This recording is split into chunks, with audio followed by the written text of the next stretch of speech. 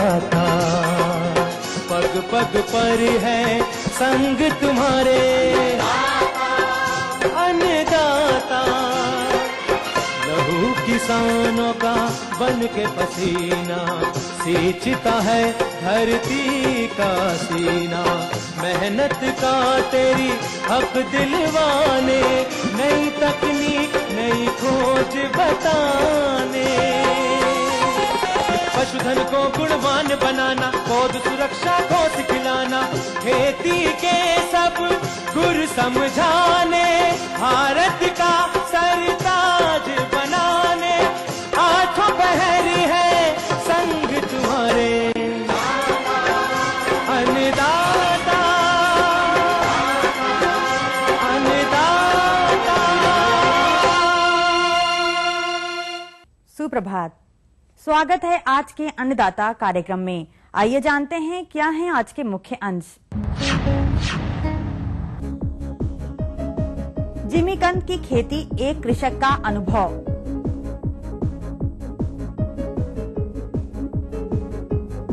पान बरेजों में प्रबंधन कार्य।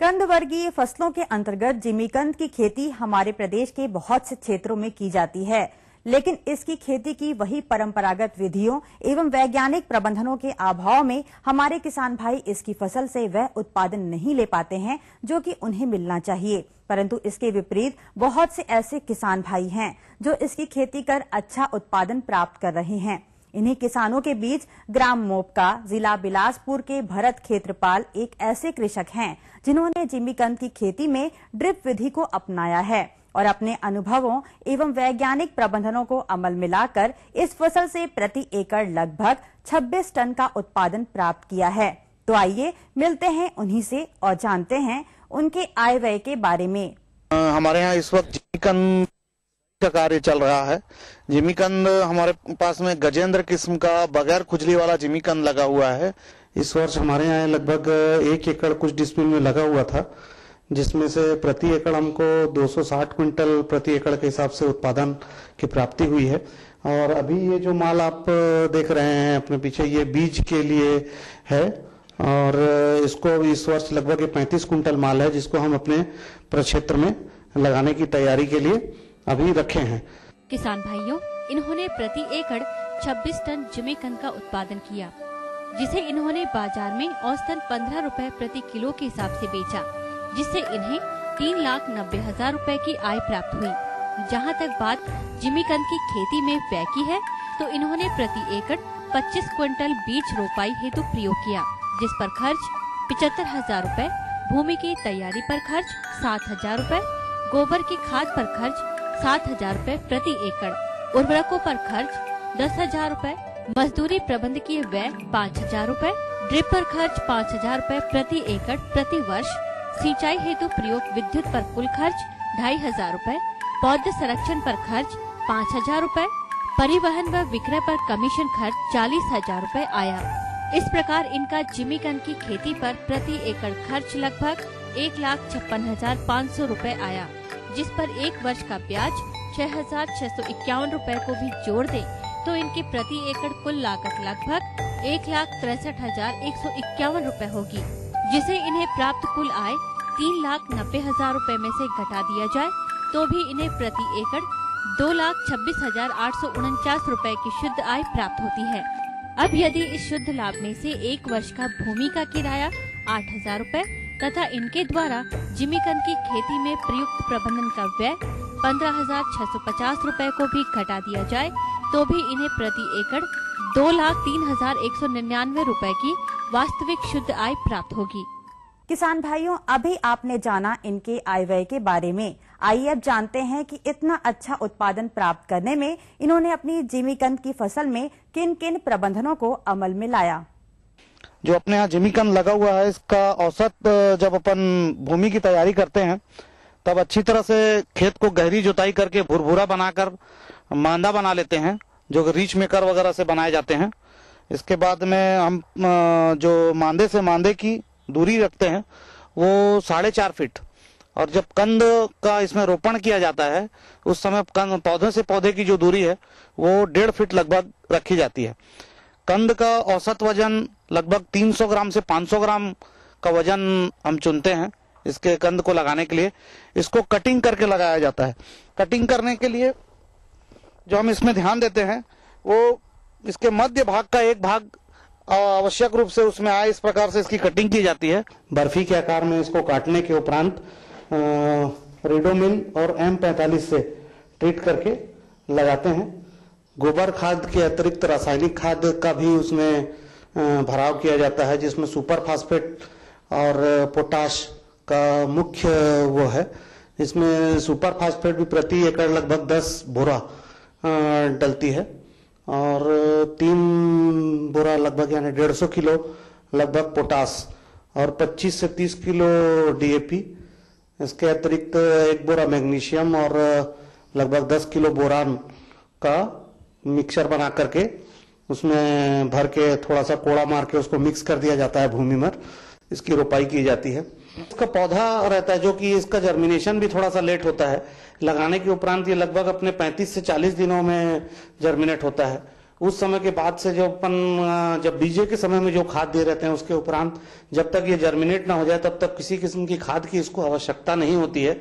और पौधे के जर्मिनेशन के बाद में इसमें हम ड्रिप के माध्यम से प्रतिदिन 1 किलो यूरिया और 1.5 किलो पोटास का वो करते हैं, जो लगभग 60 से 65 दिन तक की अवस्था में, मतलब पौधे के जगने के 65 दिन तक की अवस्था में इसमें खाद की मात्रा हम उसको देते रहते हैं। प्रतिदिन लगभग 1 घंटा इसकी सिंचाई होती है, 1 से 1.5 घंटा, और उस बीच में 10 से 15 मिनट में अगर मौसम बारिश का है तो, और अगर सूखा मौसम है तो लगभग 2 घंटे में इसको हम खाद की आपूर्ति करते हैं। इसके अलावा किसान भाइयों, इन्होंने खरपतवार नियंत्रण के लिए मजदूरों द्वारा खेत की समय समय पर निराई गुड़ाई करवाते रहे। साथ ही इन्होंने फसल में कीट व रोगों का प्रकोप होने पर समय समय पर रोगनाशक तथा कीटनाशक दवाओं का छिड़काव करवाया। सितंबर अक्टूबर के माह से इसकी खुदाई शुरू करके हम लोग जितना भी बाजार में भेजना होता है वो जनवरी माह तक इसकी बाजार के मांग के अनुसार इसकी आपूर्ति करते रहते हैं।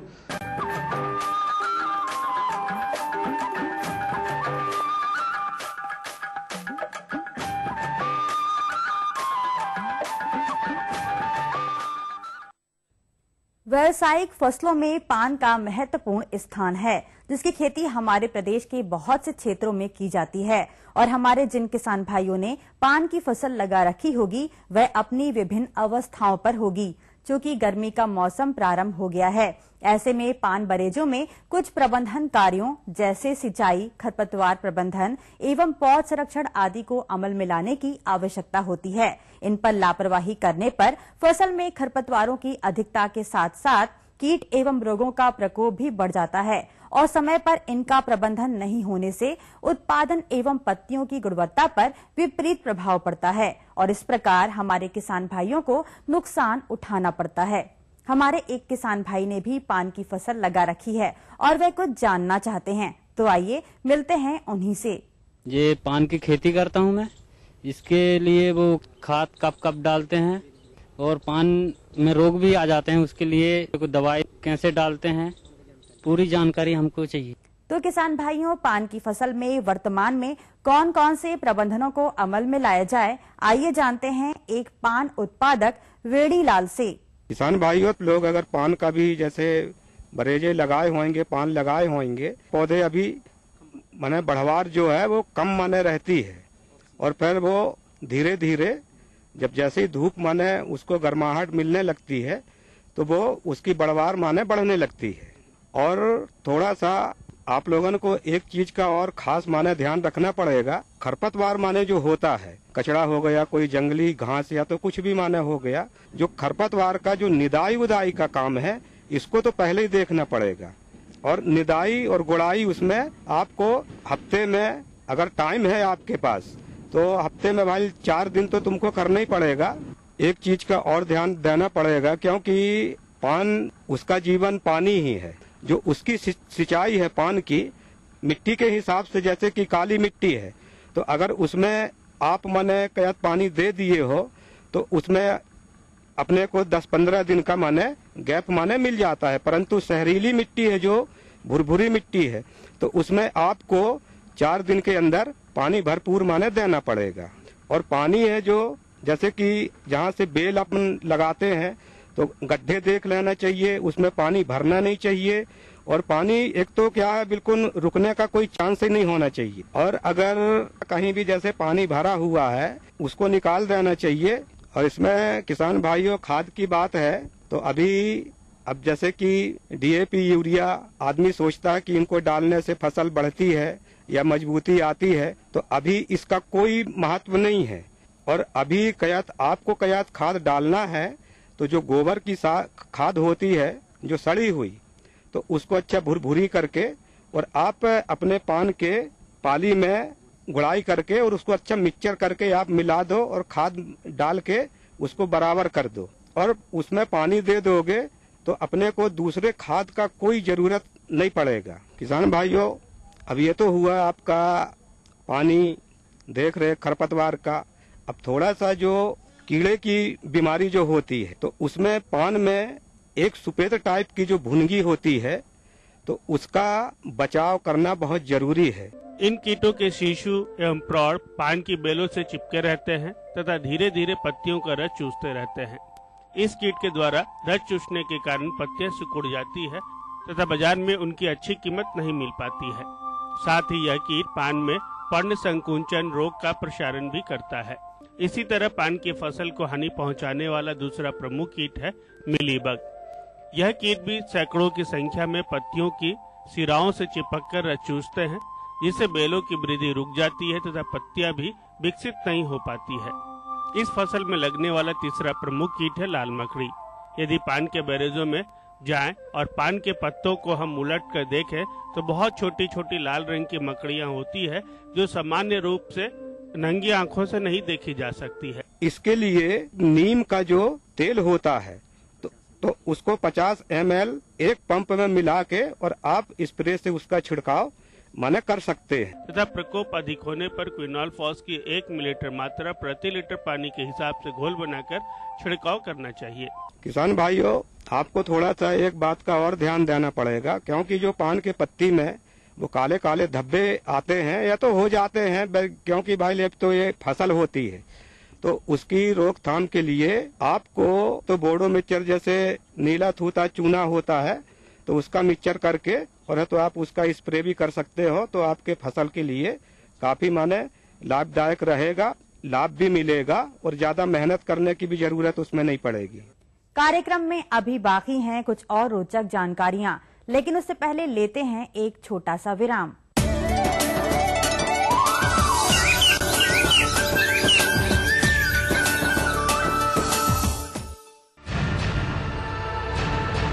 सभी धान उत्पादक किसानों की गंभीर भयावह बोझ बनती समस्या तथा कम होती आय के कारक है हानि पहुंचाने वाले कीट एवं रोग। क्या इस जटिल होती समस्या से निजात पाने हेतु है कोई कम लागत में पर्यावरण मित्रवत समाधान? जी हाँ, ETV अन्नदाता आपके सामने प्रस्तुत करता है धान में समेकित नाशी जीव प्रबंधन VCD के रूप में। VCD के लिए संपर्क करें अन्नदाता, रामोजी फिल्म सिटी, हैदराबाद।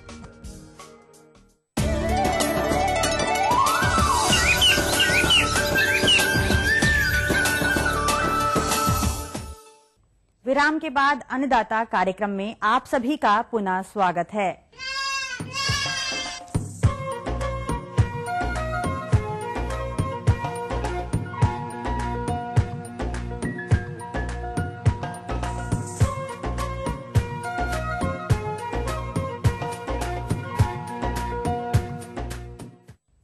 हमारे प्रदेश के बहुत से लघु एवं सीमांत किसान खेती के साथ साथ दुधारू पशुओं जैसे बकरी पालन तथा भेड़ पालन का कार्य भी करते हैं और अच्छी आय भी प्राप्त करते हैं। और इस लाभ को निरंतर बनाए रखने के लिए यह जरूरी है कि भेड़ पालक भाई अपनी भेड़ों की ठीक प्रकार से देखरेख करें, क्योंकि प्रायः देखा जाता है कि भेड़ पालकों द्वारा भेड़ों की ठीक प्रकार से देखरेख न करने के कारण इनकी भेड़ें रोगों की चपेट में आ जाती हैं। कभी कभी तो मृत्यु तक देखने को मिलती है। परिणाम स्वरूप भेड़ पालकों को हानि का सामना करना पड़ता है।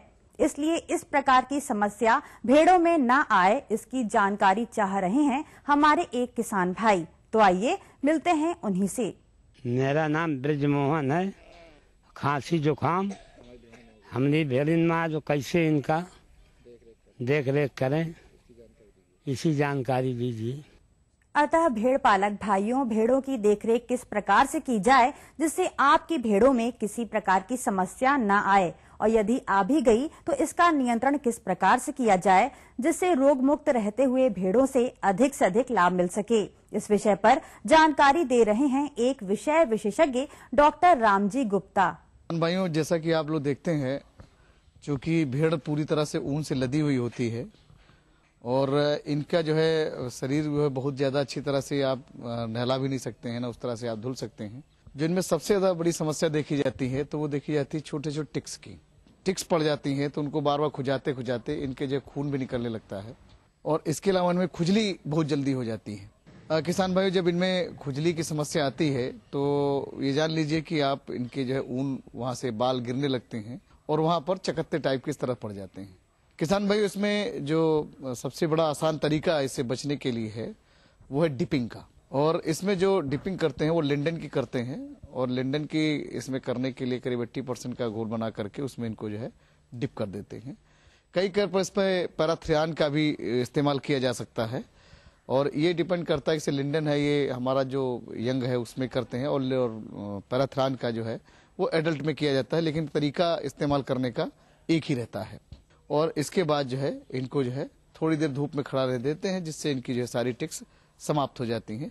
किसान भाइयों, इसके बाद जो देखी जाती है तो सर्दी जुकाम इनमें बड़ी जल्दी होता है, क्योंकि जैसा कि आप जानते ही हैं कि पूरा शरीर इनका ऊन से ढका रहता है, तो पानी ज्यादा होने की वजह से या पेशाब होने की वजह से इनका शरीर बहुत गीला हो जाता है, और इस शरीर गीले होने की वजह से ही इनमें सर्दी बहुत जल्दी लग जाती है।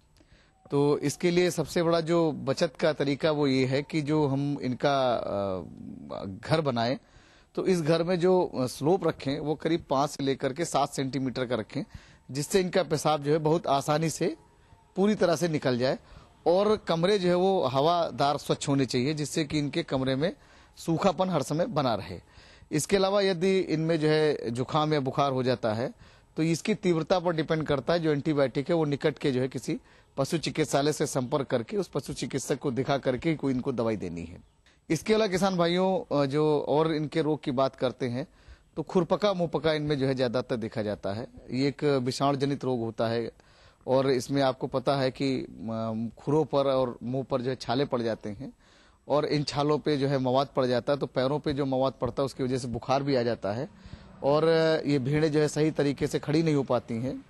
इसके अलावा जब मुंह में छाले पड़ जाते हैं तो बार बार ये पानी वगैरह भी नहीं पी पाती हैं, और दर्द होने की वजह से खा भी नहीं पाती हैं। इसका जो समय है इस रोग का वो 1 से 3 दिन का है, और 3 दिन के अंदर इनमें जो है ये चीजें सब दिखाई पड़ जाती हैं। किसान भाइयों, इस रोग में भेड़ें मरती तो नहीं है, लेकिन मृत प्राय समान हो जाती हैं। तो इसके लिए जरूरी है कि समय रहते इनका जो है निदान अवश्य कर लिया जाए। किसान भाइयों, इसके लिए जरूरी ये है कि हम बरसात शुरू होने से पहले और जाड़ा शुरू होने के पूर्व इनमें जो टीकाकरण करा लें।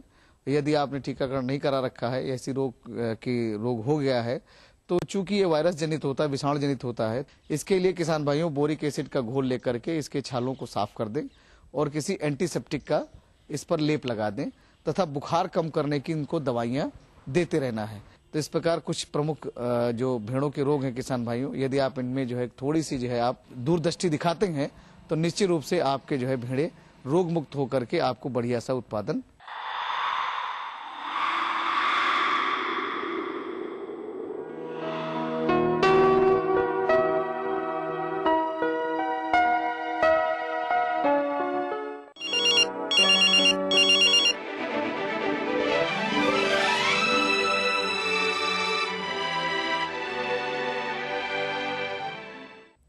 अब समय हो गया है आपके प्रश्नों के जवाब का।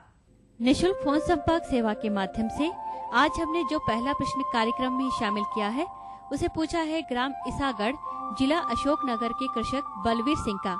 यह रबी फसलों की कटाई, गहाई एवं विपणन पर जानकारी चाहते हैं, जिससे कि इन्हें बाजार भाव अच्छा मिले। तो बलवीर सिंह जी, आप इस बारे में विस्तार से जानकारी हेतु देखिए कार्यक्रम का यह अंश।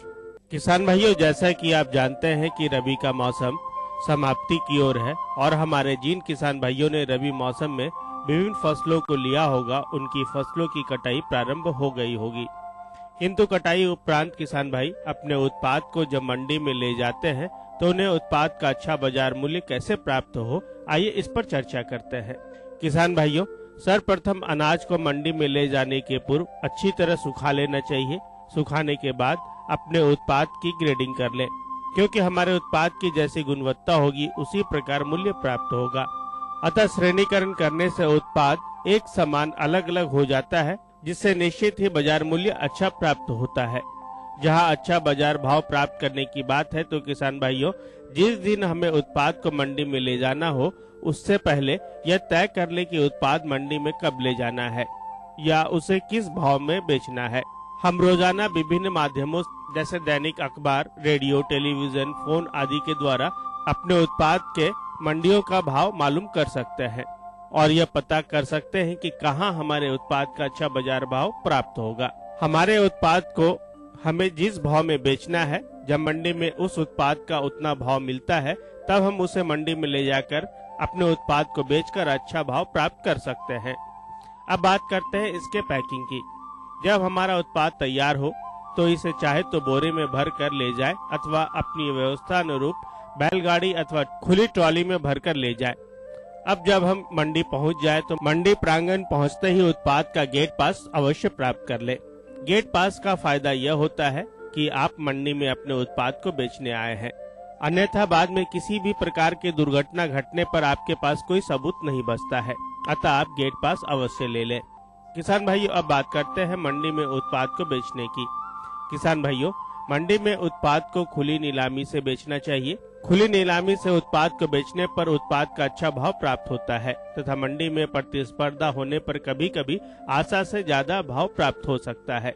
किसान भाइयों, मंडी में जब आपके उत्पाद की बोली लग गई है तथा भाव तय हो गया है और यदि भाव आपके इच्छा अनुरूप नहीं है, तब भी आप स्वतंत्र हैं कि आप अपने उत्पाद को उस भाव पर बेचना चाहते हैं या नहीं। यदि आपको लगता है कि उत्पाद का भाव ठीक है तो उसे बेच सकते हैं। यदि आपको लगता है कि उत्पाद का भाव ठीक नहीं है तो उसे नहीं बेचे। व्यापारी आपसे कोई जबरदस्ती नहीं कर सकता है। आप अपने उत्पाद को अगले दिन के लिए भी सुरक्षित रख सकते हैं। किसान भाई, यदि आपका उत्पाद बिक गया तो उसे तराजू तक ले जाने तथा उसे छानने समेटने का खर्चा आपका होगा, लेकिन कांटे पर लग जाने के बाद उत्पाद उतारना, ले जाना, पैकिंग आदि का खर्चा व्यापारी का होता है जो इस उत्पाद को खरीदा है। तो किसान भाइयों, ये ध्यान रखें कि कांटे तक का खर्चा आपका होगा। किसान भाई, उत्पाद तौलते समय एक विशेष बात का ध्यान अवश्य रखें कि आप उत्पाद को हमेशा इलेक्ट्रॉनिक कांटे पर तुलवाएं। यदि इलेक्ट्रिक कांटा नहीं है तो सामान्य कांटे पर बोरे के तुलवाते समय उसके बदले दूसरी तरफ एक खाली बोरा रख दें। जब आपका माल तुल गया, उसके बाद आपको एक विक्रय पर्ची मिलती है जिसमें उत्पाद का नाम, किसान का नाम, उत्पाद मूल्य तथा मात्रा लिखी रहती है और उसी पर्ची के हिसाब से उत्पाद का नगद भुगतान प्राप्त कर सकते हैं। किसान भाइयों, मंडी में यदि आपको देर होती है और यदि 2-3 दिन रुकना पड़ता है तो मंडी में कई प्रकार की सुविधाएं जैसे होटल, कैंटीन, जलपान गृह, विश्राम गृह आदि सुविधाएं उपलब्ध रहती है। किसान भाई, आप इसका भी लाभ ले सकते हैं। इस प्रकार किसान भाइयों, यदि आप उत्पाद को मंडी में ले जाते समय बताई गई बातों को ध्यान में रखेंगे तो आपको अवश्य अपने उत्पाद का अच्छा बाजार मूल्य प्राप्त होगा। इसी कड़ी में जो दूसरा प्रश्न कार्यक्रम में शामिल किया है, उसे पूछा है ग्राम कसडोलपारा, जिला बलौदा बाजार के कृषक राकेश साहू ने। यह जर्सी गाय की पहचान के लक्षणों की जानकारी चाहते हैं। तो राकेश साहू जी, आप इस हेतु देखिए हमारा यह अंश। देखिए, इसमें जर्सी गाय का जो मुंह का साइज होता है वो होलिस्टीन फ्रीजियन गाय की अपेक्षा एक तो छोटा होता है, दूसरे उसका आंखें उभरी हुई होती हैं।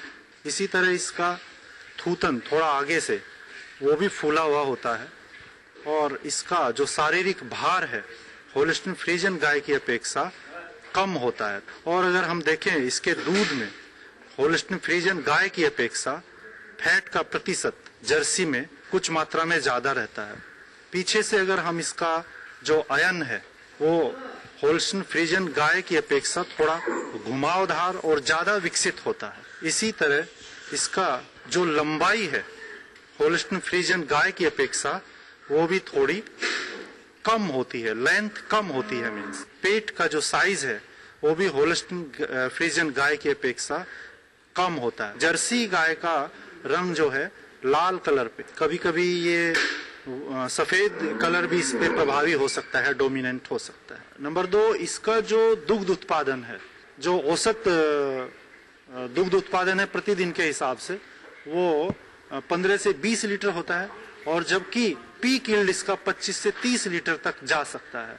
इसी तरह इसका जो एक ब्यात काल का दुग्धोत्पादन होगा वो 5 से 6 हजार लीटर होगा। किसान भाई जब जर्सी गाय को खरीदने जा रहे हों किसी मेले से, पहले तो मैं कहना चाहूंगा कि विश्वसनीय जगह से, डेयरी फार्म से खरीदें जहां पे उसका रिकॉर्ड मौजूद हो, अभिलेख मौजूद हो, कितने ब्यात की है, कितना दूध दे रही है, इस तरह की सभी चीजें, उसका जो हिस्ट्री सीट है उसको देख करके वो खरीदे। अगर आयन जिसको हम बोल रहे हैं उसका साइज उसके हिसाब से उसको देख के खरीदना चाहिए। अडर का साइज समान रूप से विकसित होना चाहिए, उसको अपने हाथों से वो थोड़ा देखे, और स्पंजी टाइप, मतलब स्पंज की तरह दबना चाहिए।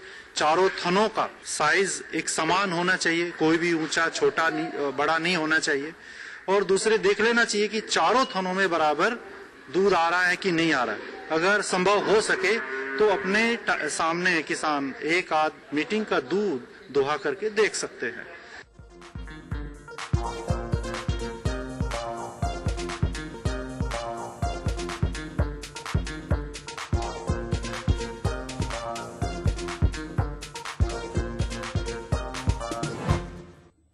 आइए जानते हैं राज्य की विभिन्न मंडियों के भाव।